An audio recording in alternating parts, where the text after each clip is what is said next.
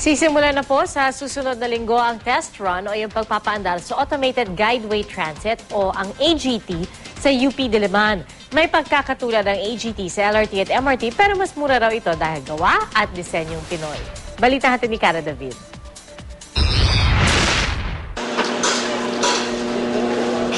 Dumating na sa UP Diliman Campus sa Quezon City ang dalawang bago na gagamitin sa Automated Guideway Transit o AGT system ng DOST.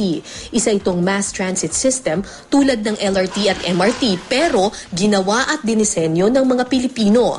Ang mga bagon na singlaki ng bus at kayang magsakay ng 30 tao, paaanda rin sa monorail tracks na may 1 taon na ring itinatayo sa Diliman Campus. Yung objective naman talaga ng any mass transport system ay mapagaan ang traffic natin. So ito yung nakitang solution ng DOST sa traffic problem natin. Para raw talaga ito sa lahat pero kailangan munang subukan sa isang malaking lugar.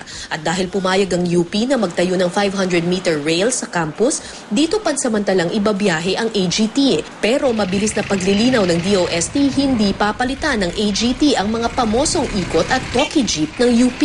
Hindi to design for UP. Ito design to for ang ini-envision nga namin dito maging feeder system siya ng mga MRT natin. So from a certain community para makarating yung mga tao natin to the MRT, pwedeng ito yung sakyan nila. Imbis na mag-jeep. Imbis na mag-jeep or mag-tricycle. Tulad ng MRT, dekuryente rin ang AGT kaya bawas polusyon sa kalsada.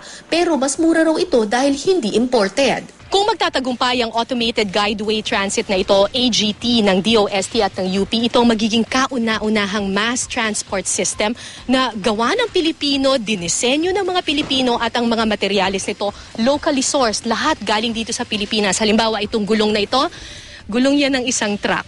So di hamak na mas mura talaga kasi lahat ng mga materyales ay gawa ng mga Pilipino. Patunay na pagdating sa agham at teknolohiya, malaki ang potensyal nating mga Pilipino. Sa susunod na linggo na sisimula ng mga test run at dito malalaman kung pasado ang AGT sa international safety standards. Cara David, GMA News.